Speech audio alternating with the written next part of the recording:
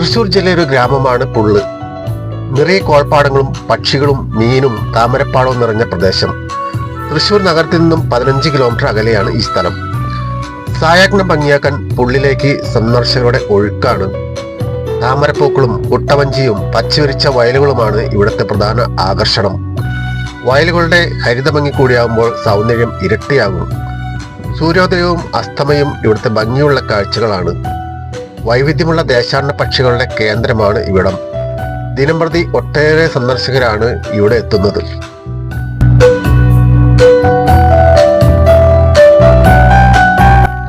അപ്പോൾ വീഡിയോ ഇഷ്ടമായാൽ ഈ ചാനൽ സബ്സ്ക്രൈബ് ചെയ്യുക, ലൈക്ക് ചെയ്യുക, ഷെയർ ചെയ്യുക.